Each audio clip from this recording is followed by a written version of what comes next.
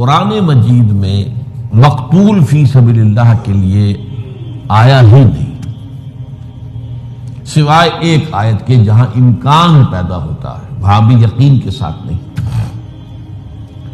قرآن کا فلسفہ شہادت کیا ہے؟ گواہی دینا، اللہ کی توحید کی گواہی، محمد کی رسالت کی گواہی، دے تو بھی محمد کی رسالت کی گواہی، جیسے اقبال نے کہا، قرآن کی حقانیت کی گواہی۔ اور یہ گواہی اپنے قول سے بھی، اپنے عمل سے بھی، اور انفرادی سطح پر بھی، اجتماعی سطح پر بھی، یہ چار اس کی قول گواہی، عمل سے گواہی، آپ کا عمل ثبوت دے کہ آپ واقعی اللہ پر ایمان رکھتے ہیں، آپ واقعی محمد پر ایمان رکھتے ہیں، آپ واقعی قرآن پر ایمان رکھتے ہیں صلی اللہ علیہ وسلم۔ تو قولی گواہی، عملی گواہی، پھر انفرادی گواہی، اجتماعی گواہی، آپ کی سیرت و کردار گواہی دے رہی ہو کہ آپ محمد کے ماننے والے اور اللہ کے چاہنے والے ہیں، اور آپ کا نظام زندگی گواہی دے کہ آپ واقعتاً اللہ کے بھیجے ہوئے دین حق کے پیروکار ہیں۔ یہ ہے شہادت علی الناس، جس کے لیے انبیاء بھیجے گئے، جس کے لیے رسول بھیجے گئے، اور جو ختم نبوت کے بعد امت مسلمہ کی اجتماعی ذمہ داری قرار پائی۔ وَكَذَلِكَ جَعَلْنَاكُمْ أُمَّةً وَسَطًا لِتَكُونُوا شُهَدَاءَ عَلَى النَّاسِ وَيَكُونَ الرَّسُولُ عَلَيْكُمْ شَهِيدًا۔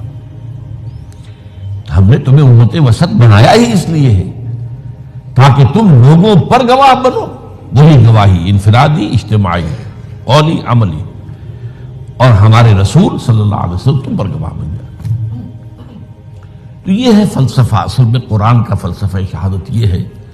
ہوتا یہ ہے کہ ایک لفظ کسی اور معنی میں زیادہ مشہور ہو جائے تو اصل معنی جو ہے وہ پس منظر میں چلے جاتے ہیں، وہ ذہن سے نکل جاتے ہیں۔ شہادت کا یہ مفہوم سامنے ہے ہی نہیں، شہادت کا مفہوم مقتول فی سبیل اللہ، حال یہ ہے، یہ نوٹ کر لیجئے۔ قرآن مجید میں بھی ایک آیت جو میں نے آج پڑھی ہے آپ کے سامنے، ایک آیت سورہ آل عمران کی ہے، آیت نمبر 140، اس میں اس کا امکان ہے کہ اللہ کی راہ میں قتل ہونے والے کو شہید قرار دیا جائے، اور اس کی بات بھی واضح ہے، جس نے اپنی زندگی میں قولاً عملاً اللہ کی گواہی دی ہو، وہ اگر اسی کام کے لیے قتل ہو جائے تو گویا کہ اب اس کی گواہی مسلم ہو گئی، اب طے ہو گئی، اب اسے یہ خطاب مل سکتا ہے کہ یہ اللہ کا گواہ ہے۔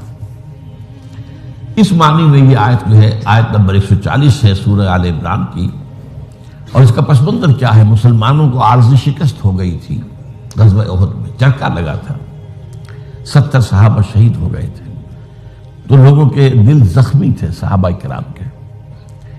ظاہر بات ہے حوصلوں میں بھی پستی پیدا ہوتی ہے وقتی طور پر، بنائے طبع بشری، اور انسان متاثر تو ہوتا ہے۔ حضرت عمر نے تلوار پھینک دی تھی، جب یہ خبر اڑ گئی کہ حضور شہید ہو گئے تو تلوار پھینک کر بیٹھ گئے، اب کاہے کے لیے لڑنا؟ تو ایسی کیفیت عارضی طور پر ہو جاتی ہے۔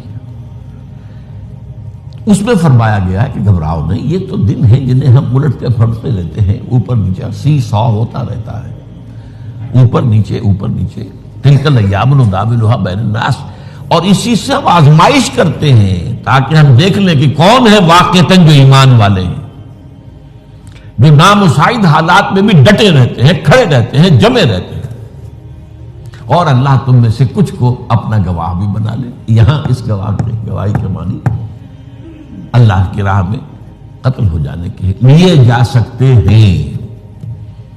البتہ احادیث کے اندر یہ لفظ بکثرت آیا ہے، لیکن آیا ہے استشہاد کے حوالے سے، باب استفعال سے۔